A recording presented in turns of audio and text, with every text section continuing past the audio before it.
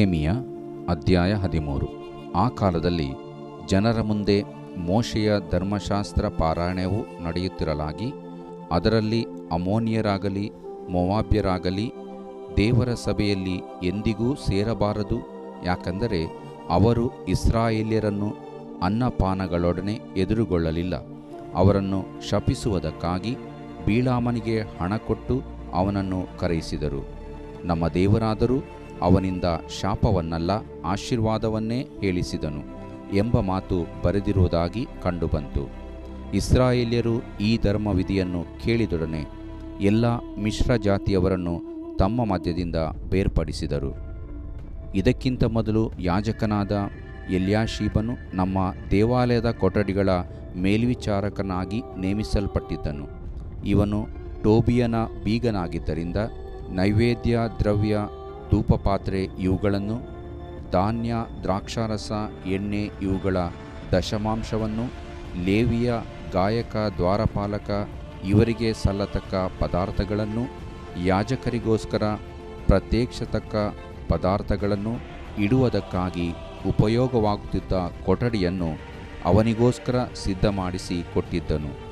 ಬಾಬೇಲಿನ ಅರಸನಾದ ಅರ್ತಷಸ್ತನ 32ನೆಯ ವರುಷದಲ್ಲಿ ಅರಸನ ಬಳಿಗೆ ಹೋಗಿದ್ದೆನಾದ್ದರಿಂದ ಇದೆಲ್ಲ ನಡೆಯುವಾಗ ನಾನು ಯೆರೂಸಲೇಮಿನಲ್ಲಿರಲಿಲ್ಲ. ಕಾಲಾಂತರದಲ್ಲಿ ನಾನು ಅರಸನಿಂದ ಅಪ್ಪಣೆ ಪಡಕೊಂಡು ತಿರುಗಿ ಯೆರೂಸಲೇಮಿಗೆ ಬಂದಾಗ, ಎಲ್ಯಾಷೀಬನು ಟೋಬೀಯನಿಗೋಸ್ಕರ ದೇವಾಲಯ ಪ್ರಾಕಾರದೊಳಗೆ ಕೊಠಡಿಯನ್ನು ಸಿದ್ಧಮಾಡಿಕೊಟ್ಟಿದ್ದನ್ನು ನೋಡಿ, ಈ ದುಷ್ಕೃತ್ಯದ ದೆಸೆಯಿಂದ ಬಹಳವಾಗಿ ವ್ಯಸನಗೊಂಡು ಟೋಬೀಯನ ಮನೆಯ ಸಾಮಾನುಗಳನ್ನು ಆ ಕೊಠಡಿಯಿಂದ ಹೊರಗೆ ಹಾಕಿಸಿ ಕೊಠಡಿಯನ್ನು ಶುದ್ಧಿ ಮಾಡುವುದಕ್ಕೆ ಅಪ್ಪಣೆ ಕೊಟ್ಟು, ಅದು ಶುದ್ಧವಾದ ಮೇಲೆ ದೇವಾಲಯದ ಪಾತ್ರೆ, ನೈವೇದ್ಯ ದ್ರವ್ಯ, ಧೂಪ ಇವುಗಳನ್ನು ತಿರುಗಿ ಅಲ್ಲಿಡಿಸಿದೆನು. ಇದಲ್ಲದೆ ಲೇವಿಯರಿಗೆ ಸಲ್ಲತಕ್ಕ ಭಾಗಗಳು ಅವರಿಗೆ ಸಿಕ್ಕಲಿಲ್ಲವೆಂದು ಆರಾಧನೆ ನಡೆಸತಕ್ಕ ಲೇವಿಯರು, ಗಾಯಕರು ತಮ್ಮ ತಮ್ಮ ಭೂಸ್ವಾಸ್ಥಿಗಳಿಗೆ ಹೋಗಿಬಿಟ್ಟರೆಂದು ನನಗೆ ಗೊತ್ತಾಯಿತು.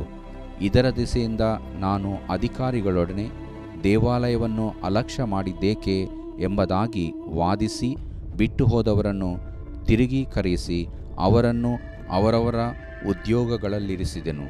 ಆಗ ಎಲ್ಲ ಯಹೂದ್ಯರು ತಮ್ಮ ತಮ್ಮ ಧಾನ್ಯ, ದ್ರಾಕ್ಷಾರಸ, ಎಣ್ಣೆ ಇವುಗಳಲ್ಲಿ ದಶಮಾಂಶವನ್ನು ತಂದು ಭಂಡಾರಗಳಲ್ಲಿ ಹಾಕಿದರು.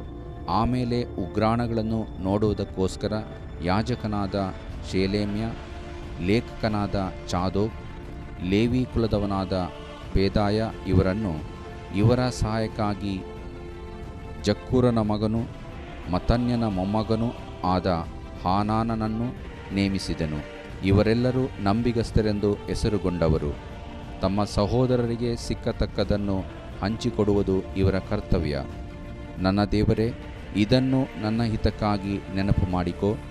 ನಾನು ನನ್ನ ದೇವರ ಆಲಯದ ಮತ್ತು ಅದರ ಸೇವೆಯ ಸಂಬಂಧವಾಗಿ ಮಾಡಿದ ಭಕ್ತಿ ಕಾರ್ಯಗಳನ್ನು ನಿನ್ನ ಪುಸ್ತಕದಿಂದ ಅಳಿಸಿಬಿಡಬೇಡ.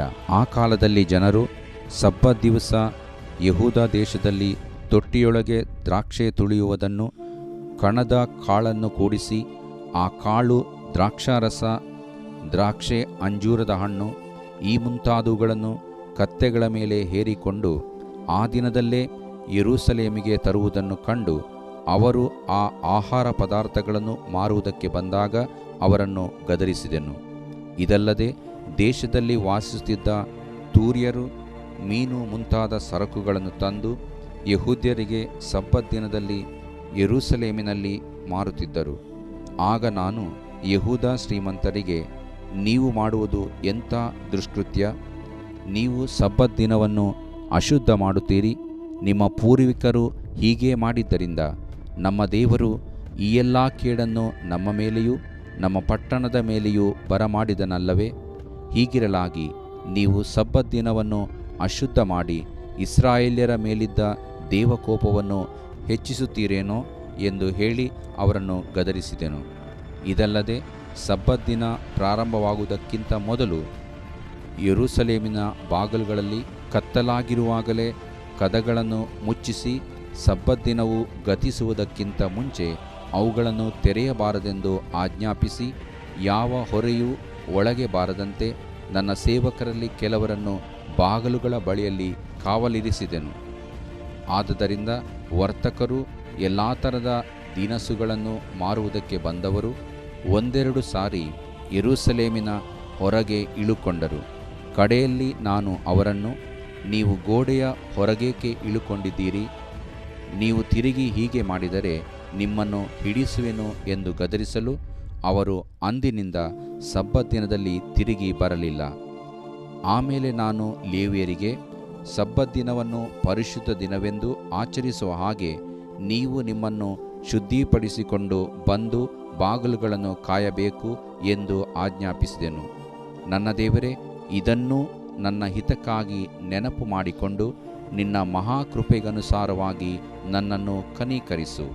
ಅದೇ ಕಾಲದಲ್ಲಿ ನಾನು ಅಷ್ಟೋದ್, ಅಮ್ಮೋನಿಯ, ಮೋವಾಬ್ ಸ್ತ್ರೀಯರನ್ನು ಮದುವೆ ಮಾಡಿಕೊಂಡ ಯೆಹೂದ್ಯರನ್ನು ಕುರಿತು ವಿಚಾರ ಮಾಡಿ, ಅವರ ಮಕ್ಕಳಲ್ಲಿ ಅರ್ಧ ಮಂದಿ ಯೂದಾಯ ಭಾಷೆಯಲ್ಲಿ ಮಾತಾಡಲರಿಯದ ಅಷ್ಟೋದ್ಯ ಮುಂತಾದ ಜನರ ಭಾಷೆಗಳನ್ನಾಡುತ್ತಾರೆಂದು ತಿಳಿಯಲು ಕೋಪಗೊಂಡು ಅವರನ್ನು ಶಪಿಸಿ, ಅವರಲ್ಲಿ ಕೆಲವರನ್ನು ಹೊಡೆದು ಅವರ ಕೂದಲುಗಳನ್ನು ಕಿತ್ತು, ಅಂಥ ಸ್ತ್ರೀಯರ ದೆಸೆಯಿಂದ ಇಸ್ರಾಯೇಲ್ ರಾಜನಾದ ಸೊಲೊಮೋನನು ದೋಷಿಯಾದನಲ್ಲವೇ? ಅನೇಕನೇಕ ಜನಾಂಗಗಳಲ್ಲಿ ಅವನಿಗೆ ಸಮಾನನಾದ ಅರಸನೂ ಇರಲಿಲ್ಲ.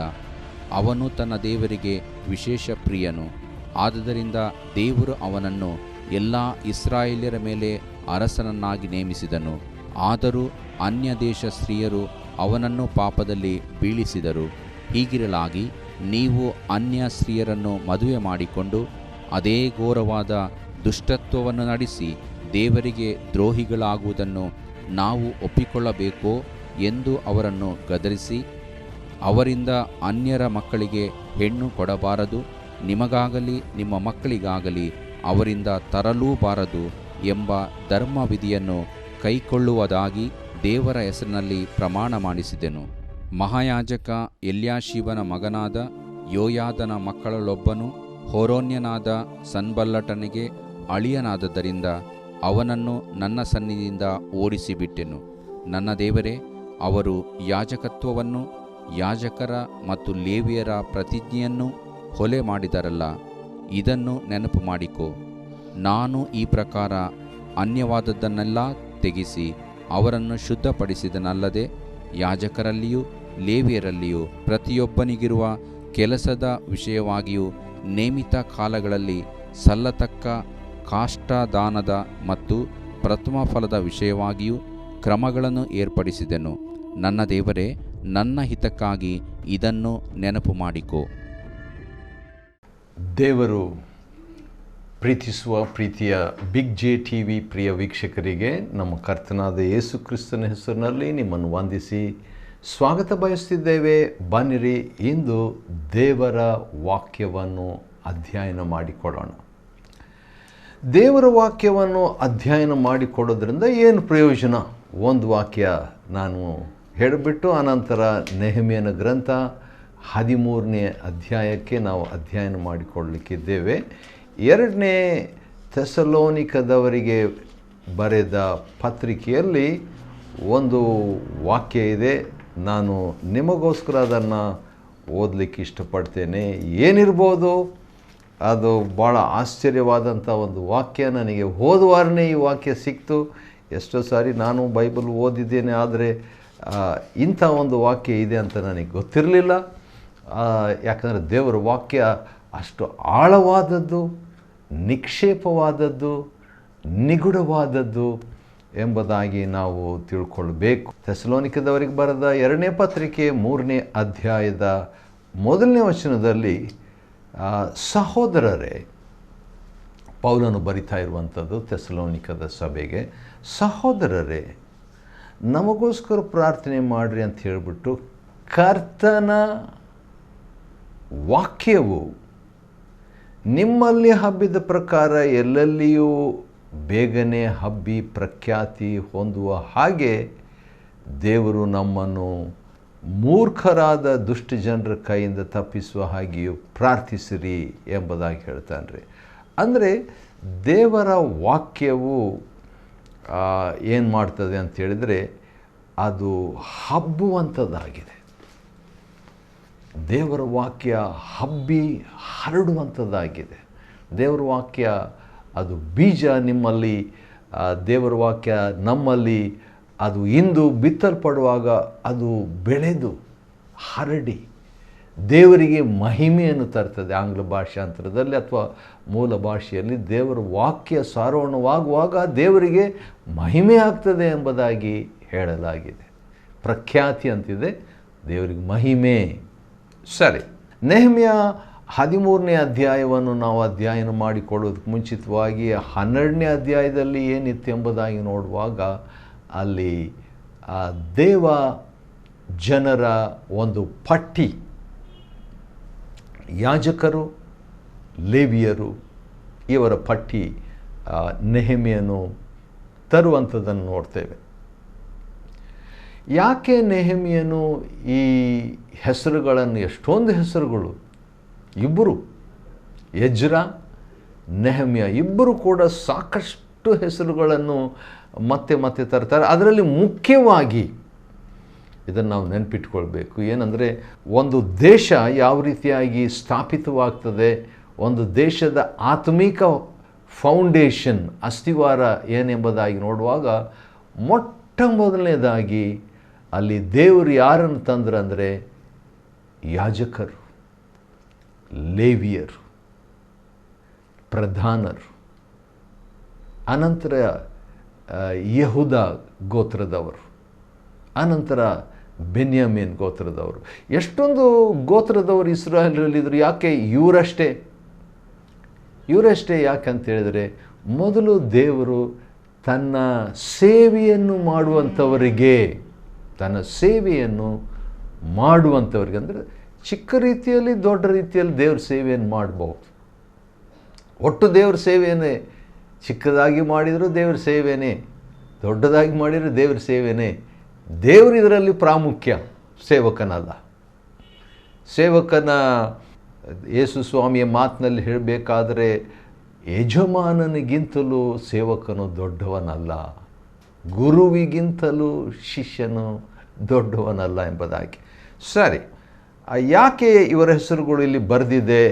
ಅದರಲ್ಲಿ ಲೇವಿಯರು, ಯಾಜಕರು ಎಂಬುದಕ್ಕೆ ಒಂದು ಕಾರಣ ಕೊಟ್ಟು ಒಂದೇ ವಚನ ನಾವು ನೋಡಿಬಿಟ್ಟು ಅನಂತರ ನಾವು 13ನೇ ಅಧ್ಯಾಯ ನೆಹೆಮ್ಯನ ಗ್ರಂಥಕ್ಕೆ ಹೋಗಲಿಕ್ಕಿದ್ದೇವೆ. ಅದು ಏನೆಂಬುದಾಗಿ ನೋಡುವಾಗ, ಇಬ್ರಿಯರಿಗೆ ಬರೆದ ಪತ್ರಿಕೆಯಲ್ಲಿ 13ನೇ ಅಧ್ಯಾಯದಲ್ಲಿ ಒಂದು ವಾಕ್ಯ ಇದೆ. ಅದು ಭಾಳ ಚೆನ್ನಾಗಿರುವಂಥ, ಅಂದರೆ ಈ ಸಮಯಕ್ಕೆ ಅನ್ವಯವಾಗುವಂಥ ಒಂದು ವಾಕ್ಯ. ಇಬ್ರಿಯ, the book of Hebrews chapter 13 13 7ನೇ ವಚನದಲ್ಲಿ, ನಿಮಗೆ ದೇವರ ವಾಕ್ಯವನ್ನು ತಿಳಿಸಿದ ನಿಮ್ಮ ನಾಯಕರನ್ನು ಅಥವಾ ಸಭಾನಾಯಕರನ್ನು, ಸೇವಕರನ್ನು ಜ್ಞಾಪಕ ಮಾಡಿಕೊಳ್ಳಿರಿ. ಹೌದು, ದೇವ್ರ ಸೇವಕರನ್ನು, ಅಂದರೆ ದೇವ್ರ ವಾಕ್ಯ ನಮಗೆ ಸಾರಿದಂಥವ್ರನ್ನು ನಾವು ನೆನಪು ಮಾಡಿಕೊಳ್ಳುವಂಥದ್ದು ಒಳ್ಳೆಯದೆಂಬುದಾಗಿ ಇಬ್ರಿಯರಿಗೆ ಬರೆದಂಥ ಪತ್ರಿಕೆಯಲ್ಲಿ ನೋಡ್ತೀವಿ. ಅದು ಇಬ್ರಿಯರ ಒಂದು ಶಿಸ್ತಾಗಿತ್ತು, ಪದ್ಧತಿಯಾಗಿತ್ತು, ನಿಯಮವಾಗಿತ್ತು. ಹೀಬ್ರೂ ಅಥವಾ ಯಹೂದಿಗಳ ಒಂದು ನಿಯಮವಾಗಿತ್ತು, ಕ್ರಮವಾಗಿತ್ತು. ಆದ ಕಾರಣ ನೆಹೆಮ್ಯನು, ಎಜ್ರ ಇಬ್ಬರು ಕೂಡ ಯಾರ್ಯಾರು ದೇವರ ವಾಕ್ಯವನ್ನು ಸಾರಿದರು. ಯಾಕಂದರೆ ಲೇವಿಯರ ಕೆಲಸ, ಯಾಜಕರ ಕೆಲಸ ದೇವರ ವಾಕ್ಯವನ್ನು, ದೇವರ ಯಜ್ಞವನ್ನು ಕುರಿತಾಗಿ ಜನರಿಗೆ ಬೋಧನೆ ಮಾಡುವಂಥದ್ದು, ಶಿಸ್ತು ಪಾಲನೆ ಮಾಡುವಂಥದ್ದು, ಶುದ್ಧ ಮಾಡುವಂಥದ್ದು ಆಗಿತ್ತು. ಸರಿ, ಈಗ 13ನೇ ಅಧ್ಯಾಯ ನಾವು ನೋಡುವಾಗ 13ನೇ ಅಧ್ಯಾಯದಲ್ಲಿ ಬಹಳ ಒಂದು ಆಶ್ಚರ್ಯವಾದಂಥ ಒಂದು ಸಂಗತಿ ಇದೆ. ಈಗ ತಾನೇ ಅದನ್ನು ನಾನು ಗಮನಿಸಿದೆ. ಅದೇನಂತ ಹೇಳಿದರೆ, ಆ ಕಾಲದಲ್ಲಿ ನೆಹೆಮ್ಯ ಚಾಪ್ಟರ್ 13 ವರ್ಸ್ 1, ನೆಹೆಮ್ಯ 13:1, ಆ ಕಾಲದಲ್ಲಿ ಜನರ ಮುಂದೆ ಮೋಶೆಯ ಧರ್ಮಶಾಸ್ತ್ರ ಪಾರಾಯಣವು ನಡೆಯುತ್ತಿರಲಾಗಿ,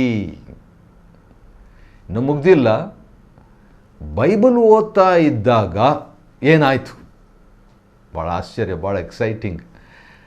ಕುತೂಹಲಕಾರಿಯಾದಂಥದ್ದು. ಬೈಬಲ್ ಓದ್ತಾ ಇದ್ದಾಗ, ದೇವರ ವಾಕ್ಯ ಓದುತ್ತಾ ಇರುವಾಗ ಅದರಲ್ಲಿ ಏನಂತ ಬರೆದಿತ್ತು, ಅಮ್ಮೋನಿಯರಾಗಲಿ ಮೋವಾಬ್ಯರಾಗಲಿ ದೇವರ ಸಭೆಯಲ್ಲಿ ಎಂದಿಗೂ ಸೇರಬಾರದು. ಯಾಕಂದರೆ ಅವರು, ಮೊದಲನೇ ಕಾರಣ, ಇಸ್ರಾಯೇಲ್ರನ್ನು ಅನ್ನಪಾನಗಳೊಡನೆ ಎದುರುಗೊಳ್ಳಲಿಲ್ಲ. ದೇವರೇ ಎಕ್ಸ್ಪೆಕ್ಟ್ ಮಾಡ್ದ, ದೇವ್ರ ಮಕ್ಕಳು ಬರುವಾಗ ಅನ್ಯರಾಗಿರುವಂಥ, ಅಂದರೆ ಯಹೂದ್ಯರಲ್ಲದವರಾಗಿರುವಂಥ ಅಮ್ಮೋನ್ಯರು, ಮೋವಾಬ್ಯರು ಅನ್ನಪಾನ ಇವರಿಗೆ ತಗೊಂಡು ಬರಬೇಕು. ಒಬ್ಬರಿಬ್ಬರಲ್ಲ, 30 ಲಕ್ಷ 40 ಲಕ್ಷ ಜನರಿದ್ದಾರೆ. ಅವ್ರಿಗೆ ಆ ಒಂದೊಪ್ಪತ್ತು, ಅಂದರೆ ಒಂದು ಸಾರಿ, ಯಾಕಂದರೆ ಅವರು ಪಾಸ್ ಮಾಡ್ಕೊಂಡು ಹೋಗ್ತಿದ್ದಾರೆ ತಮ್ಮ ದೇಶವನ್ನು. ಆ ಟೈಮ್ನಲ್ಲಿ ಅವರಿಗೆ ಅತಿಥಿ ಸತ್ಕಾರ ಮಾಡಬೇಕು ಎಂಬುದಾಗಿ ದೇವರು ಅಪೇಕ್ಷೆ ಪಟ್ಟಿದ್ದನು. ಅವರು ಅನ್ನಪಾನಗಳೊಡನೆ ಎದುರುಗೊಳ್ಳಲಿಲ್ಲ. ಅವರನ್ನು ಶಪಿಸುವುದಕ್ಕಾಗಿ, ಅಂದರೆ ನೋಡ್ರಿ, ಮೊದಲನೇದು ಅವರಿಗೆ ಊಟ ಕೊಡಲಿಲ್ಲ, ನೀರು ಕೊಡಲಿಲ್ಲ, ಭಾಳ ಟಯರ್ಡ್ ಆಗಿದ್ದರು. ಅವರು ಮರುಭೂಮಿ ಯಾತ್ರೆಯನ್ನು ಮಾಡಿಕೊಂಡು ಬರ್ತಾ ಇದ್ದಾಗ ಅವರಿಗೆ ಅತಿಥಿ ಸತ್ಕಾರ ಈ ಯಹೂದ್ಯರಲ್ಲದ ದೇಶದವರು ಮಾಡ್ತಾರಂತ ದೇವರು ಎಕ್ಸ್ಪೆಕ್ಟ್ ಮಾಡಿದರು. ಅವರು ಮಾಡಲಿಲ್ಲ. ಅದರ ಬದಲಾಗಿ ಮೈನಸ್ ಆಗಿ ನಕಾರಾತ್ಮಕವಾಗಿ ಅವ್ರು ಏನು ಮಾಡಿದ್ರು ಅಂದರೆ, ಬಿಳಾಮನಿಗೆ ಹಣ ಕೊಟ್ಟು ಅವನನ್ನು ಕರೆಸಿದರು. ಬಿಳಾಮನು ದೇವರ ಪ್ರವಾದನೆ ಹೇಳ್ತಾನೆ. ಈಗ ಉದಾಹರಣೆಗೆ ಆಶ್ಚರ್ಯವಾಗುವಂಥ ಒಂದು ಪ್ರವಾದನೆಯನ್ನು ಅರಣ್ಯಕಾಂಡದಲ್ಲಿ ಅವನು ಹೇಳಿದ್ದಾನೆ. ಅದೇನೆಂದರೆ,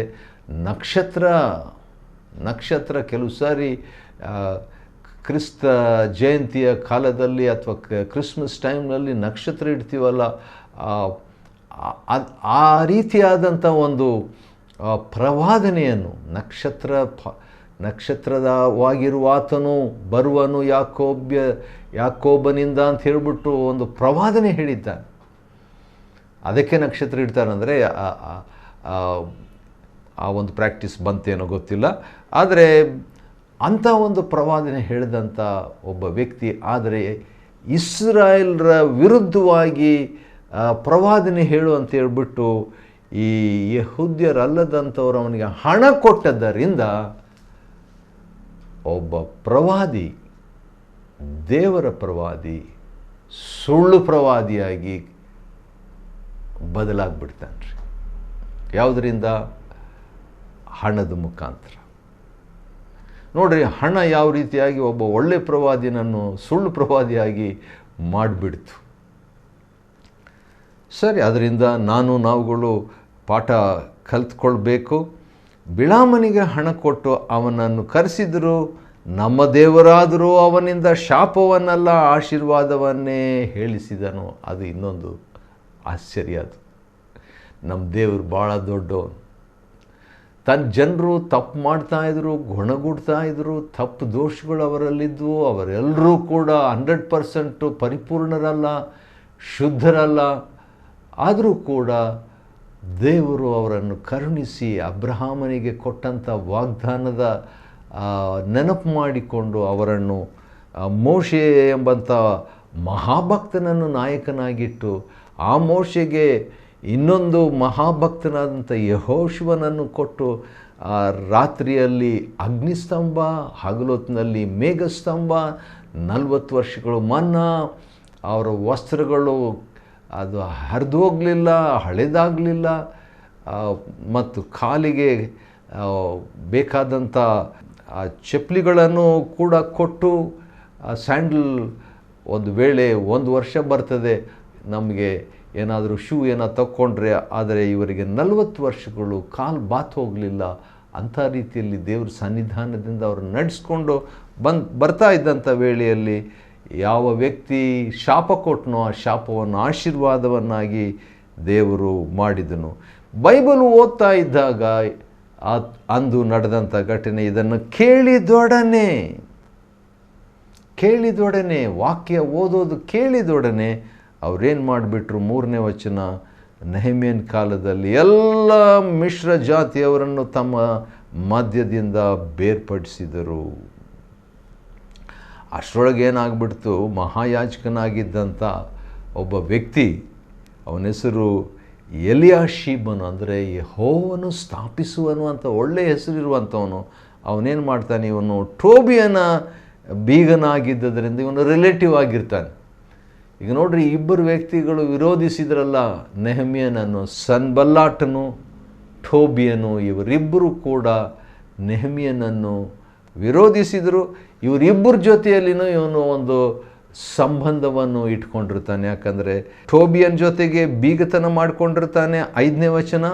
ಆದರೆ ಸನ್ಬಲಾಟನಿಗೆ ತನ್ನ ಮಕ್ಕಳಲ್ಲಿ ಒಬ್ಬನನ್ನು ಅಳಿಯನಾಗಿ ಕೊಟ್ಟುಬಿಟ್ಟಿರ್ತಾನೆ. ಅಂದರೆ 28ನೇ ವಚನ. ಇಬ್ಬರು ವೈರಿಗಳ ಜೊತೆಯಲ್ಲಿ ಕಾಂಪ್ರಮೈಸ್ ಮಾಡ್ಕೊಂಡ್ಬಿಟ್ಟಿರ್ತಾನೆ. ಯೆಹೋವನು ಸ್ಥಾಪಿಸುವನು ಎಂಬ ಹೆಸರಿನ ಅರ್ಥ ಇರುವಂಥ ಈ ಮಹಾಯಾಜಕ ಎಲಿಯಾಷೀಬನ್ ನೋಡ್ರಿ ಎಷ್ಟು ಡೌನ್ ಆಗಿಬಿಟ್ಟಿರ್ತಾನೆ ಆತ್ಮೀಕ ಮಟ್ಟದಲ್ಲಿ. ಆ ರೀತಿಯಾಗಿದ್ದರಿಂದ ಈಗ ಅವನಿಗೆ ಭಾಳ ಕೋಪ ಬರ್ತದೆ. ಯಾರಿಗೆ? ನೆಹಮ್ಯನಿಗೆ. ಆದ ಕಾರಣ ಬಾಬೇಲಿನ ಅರಸನಾದ ಅರ್ತಷಸ್ತನ 32ನೇ ವರ್ಷದಲ್ಲಿ ಅರಸನ ಬಳಿಗೆ ಹೋಗಿದ್ದರಿಂದ ಇದೆಲ್ಲ ನಡೆಯುವಾಗ ನಾನು ಯೆರೂಸಲೇಮಿನಲ್ಲಿ ಇರಲಿಲ್ಲ. ಒಬ್ಬ ಆತ್ಮಿಕ ನಾಯಕನು ಲೋಕಲ್ ಆಗಿ ಇಲ್ಲದಿದ್ದರೆ ಸ್ವಲ್ಪ ಟೈಮ್ ಏನಾಗ್ಬಿಡ್ತೈತೆ ನೋಡ್ರಿ. ಏನಾಗ್ಬಿಡ್ತು? ಕಾಂಪ್ರಮೈಸ್, ಇಜ್ಜೋಡು, ಪಾಪ, ಬೀಗತನ, ದೇವರ ವಾಕ್ಯಕ್ಕೆ ವಿರುದ್ಧ, ದೇವರಿಗೆ ವಿರುದ್ಧ, ದೇವ್ರ ಸೇವಕರಿಗೆ ವಿರುದ್ಧ, ಆ ರೀತಿಯಾಗೆಲ್ಲ ನಡೆದು ಹೋಗ್ಬಿಡ್ತದೆ. ಅಷ್ಟರೊಳಗೆ ಇವನೇನು ಮಾಡಿಬಿಟ್ಟಿರ್ತಾನೆ ಮಹಾಯಾಜಕನು, ಲೇವಿಯರಿಗೋಸ್ಕರವಾಗಿ ಪ್ರಥಮ ಫಲ, ದಶಮಾಂಶ ಇವೆಲ್ಲ ಸಂಗ್ರಹ ಮಾಡಲಿಕ್ಕೆ ಇಟ್ಟಂಥ ಕೊಠಡಿಯೊಳಗೆ ಇವನಿಗೆ ಒಂದು ಸ್ಥಳ ಕೊಟ್ಬಿಟ್ಟಿರ್ತಾನೆ ರೀ ಟೋಬಿಯನಿಗೆ. ದೇವಾಲಯದಲ್ಲಿರುವಂಥ ಒಂದು ಕೊಠಡಿಯಲ್ಲಿ ಇವನಿಗೆ ವೈರಿಗೆ ಪ್ಲೇಸ್ ಕೊಟ್ಬಿಟ್ಟಿರ್ತಾನೆ. ಅದನ್ನು ನೋಡಿ ಈ ದುಷ್ಕೃತ್ಯದ ದೆಸೆಯಿಂದ ಬಹಳವಾಗಿ ವ್ಯಸನಗೊಂಡು 8ನೇ ವಚನ, ಟೋಬಿಯನ ಮನೆಯ ವಸ್ತುಗಳನ್ನೆಲ್ಲ ಕೊಠಡಿಯಿಂದ ಹೊರಗೆ ಹಾಕಿಬಿಡ್ತಾನೆ ನೆಹಮ್ಯನು ಬಂದುಬಿಟ್ಟು. ಅವನು ಎಲ್ಲೋ ಯೆರೂಸಲೇಮ್ಗೆ ಹೋಗಿದ್ದಾಗ ಅದು ಅಫಿಷಿಯಲ್ ಆಗಿ ಅರಸನಾದ ಅರ್ತಷಸ್ತನ 32ನೇ ವರ್ಷದಲ್ಲಿ ಅವನು ಏನೋ ಮೀಟ್ ಮಾಡಲಿಕ್ಕಂತ ಹೋಗಿರ್ತಾನೆ. ಆ ಟೈಮ್ನಲ್ಲಿ ಇಂಥ ಒಂದು ಕಾಂಪ್ರಮೈಸ್ ಆಗಿಬಿಡ್ತದೆ. ಆದ ಕಾರಣ ಮುಂದೆ ನೆಹಮ್ಯನು ಅಲ್ಲಿದ್ದು ದೇವಾಲಯ ಅಲಕ್ಷ್ಯ ಮಾಡಿದ್ದೇಕೆ ಎಂಬುದಾಗಿ ವಾದಿಸಿ ಅಲ್ಲಿ ಒಂದು ಬೇರೆ ಉದ್ಯೋಗದಲ್ಲಿ ರೀಇನ್ಸ್ಟಾಲ್ ಮಾಡ್ತಾನೆ ರೀ 11ನೇ ವಚನದಲ್ಲಿ. ಯಾರ್ಯಾರು ಕೆಲಸಕ್ಕೆ ದೇವ್ರ ಸೇವೆ ಬಿಟ್ಬಿಟ್ಟಿದ್ರು, ಆಲಯ ಕೆಲಸ ಬಿಟ್ಬಿಟ್ಟಿದ್ರು, ಅವ್ರನ್ನೆಲ್ಲ ಪುನಃಸ್ಥಾಪಿಸ್ತಾನೆ. ನಡುವೆ ಒಂದು ಕೆಲಸ ಮಾಡ್ತಾನೆ ನೆಹಮ್ಯ. ಭಾಳ ಇಷ್ಟ ನನಗೆ ಅದು. 14ನೇ ವಚನ, ನನ್ನ ದೇವರೇ, ಇದನ್ನು ನನ್ನ ಹಿತಕ್ಕಾಗಿ ನೆನಪು ಮಾಡಿಕೋ. ನಾನು ನನ್ನ ದೇವರ ಆಲಯದ ಮತ್ತು ಅದರ ಸೇವೆ ಸಂಬಂಧವಾಗಿ ಮಾಡಿದ ಭಕ್ತಿ ಕಾರ್ಯಗಳನ್ನು ನಿನ್ನ ಪುಸ್ತಕದಿಂದ ಅಳಿಸಿಬಿಡಬೇಡ ನನ್ನ ದೇವರೇ. ಚಿಕ್ಕ ಪ್ರಾರ್ಥನೆ, ಒಂದು ವಚನದ ಪ್ರಾರ್ಥನೆ ನೆಹಮ್ಯನು ಮಾಡ್ತಾನೆ. ಭಾಳ ಸಂತೋಷ. 15ನೇ ವಚನದಿಂದ ಇರುವಂಥ ಒಂದು ವಾಕ್ಯ ಭಾಗದಲ್ಲಿ ನೋಡುವಾಗ, ಆ ಕಾಲದಲ್ಲಿ ಜನರು ಏನು ಮಾಡ್ತಾರೆ, ಸಬ್ಬತ್ ದಿವಸ ಬಿಸ್ನೆಸ್ ಮಾಡಿಬಿಡ್ತಾರೆ, ಕೆಲಸ ಮಾಡಿಬಿಡ್ತಾರೆ. ಎರಡು ದೊಡ್ಡ ತಪ್ಪುಗಳು. ನಾಯಕರು ಒಂದು ತಪ್ಪು ಮಾಡಿದ್ದಾರೆ, ಆದರೆ ಜನರು ಮಾಡಿದ ತಪ್ಪು ಸಬ್ಬತ್ ದಿನ ಬಿಸ್ನೆಸ್ಸು ಕೆಲಸ ಮಾಡಿಕೊಂಡಿರ್ತಾರೆ, ದೇವಾಲಯಕ್ಕೆ ಟೈಮ್ ಕೊಡೋದು ಬಿಟ್ಟು. ಆದರೆ ಉಳಿದಂಥವ್ರು ಏನು ಮಾಡ್ತಾರೆ, ಅನ್ಯರನ್ನು, ಸ್ತ್ರೀಯರನ್ನು ಮದುವೆ ಮಾಡಿಕೊಂಡಿರ್ತಾರೆ. ಆದ ಕಾರಣ ಭಾಳ ಸೀರಿಯಸ್ ಆಗಿ ತಕ್ಕೊಂಡು ಅವರನ್ನು ಗದರಿಸ್ತಾನೆ, ಕೋಪ ಮಾಡಿಕೊಂಡು ಇನ್ನೊಂದು ಮಾಡ್ತಾನೆ. 25ನೇ ವಚನ, ಶಪಿಸ್ತಾನೆ. ನೆಹಮ್ಯನು ಶಪಿಸಿಬಿಟ್ಟು ಅವರಲ್ಲಿ ಕೆಲವರನ್ನು ಹೊಡೆದು ಏಟು ಕೂಡ ಹೊಡೆದು ಬಿಡ್ತಾನೆ ರೀ. ಯಾಕೆ ನೀನು ಈ ರೀತಿಯಾಗಿ ದೇವರ ವಾಕ್ಯಕ್ಕೆ ವಿರುದ್ಧವಾಗಿ ನಡ್ಕೊಂಡೆ ಅಂತ ಹೊಡೆದು ಅವರ ಕೂದಲುಗಳನ್ನು ಕಿತ್ತು. ಈ ದಿವಸಗಳಲ್ಲಿ ಏನಾದರೂ ಪಾಸ್ಟ್ರು ಆ ರೀತಿಯಾಗಿ ಸಭೆಯಲ್ಲಿ ಮಾಡಿಬಿಟ್ಟಿದ್ರೆ ಭಾಳ ದೊಡ್ಡ ಗಲಾಟೆನೇ ಆಗ್ಬೋದೇನೋ. ಆದರೆ ನೆಹಮ್ಯನಿಗೆ ಆತ್ಮಿಕ ಅಧಿಕಾರ ಆ ದಿವಸಗಳಲ್ಲಿತ್ತು. ಆ ರೀತಿಯಾಗಿ ತನ್ನ ವಿಶೇಷವಾದ ಸೊಲೊಮೋನ್ನ ಎಕ್ಸಾಂಪಲ್ ಕೂಡ ಕೊಡ್ತಾನೆ. ಅವನು ಕೂಡ ಇದೇ ತಪ್ಪು ಮಾಡ್ದ ಅಂತ ಹೇಳಿಬಿಟ್ಟು ಕಡೆಗೆ 31ನೇ ವಚನ ಕೊನೆ ಸಾಲಿನಲ್ಲಿ, ನನ್ನ ದೇವರೇ, ನನ್ನ ಹಿತಕ್ಕಾಗಿ ಇದನ್ನು ನೆನಪು ಮಾಡಿಕೊ ಅಂತ ಹೇಳ್ಬಿಟ್ಟು ಪ್ರಾರ್ಥನೆಯೊಂದಿಗೆ ಮುಗಿಯುತ್ತದೆ ನೆಹಮ್ಯನ ಗ್ರಂಥ. ಹೌದು, ನೆಹಮ್ಯನಂದರೆ ದೇವರು ಸಂತೈಸುವನು. ಆ ರೀತಿಯಾಗಿ ನಮ್ಮನ್ನು ಕೂಡ ದೇವರಿಗಾಗಿ ಜೀವಿಸುವಂತೆ ದೇವರು ನಮಗೆ ಸಂತೈಸಲಿ. ನೆಹಮ್ಯನ ಗ್ರಂಥವನ್ನು ಅಧ್ಯಯನ ಮಾಡಿಕೊಳ್ಳುವಂತೆ ದೇವರು ಕೊಟ್ಟ ಕೃಪೆಗಾಗಿ ದೇವರಿಗೆ ಸ್ತೋತ್ರವಾಗಲಿ. ದೇವರು ನಿಮ್ಮನ್ನು ಆಶೀರ್ವದಿಸಲಿ.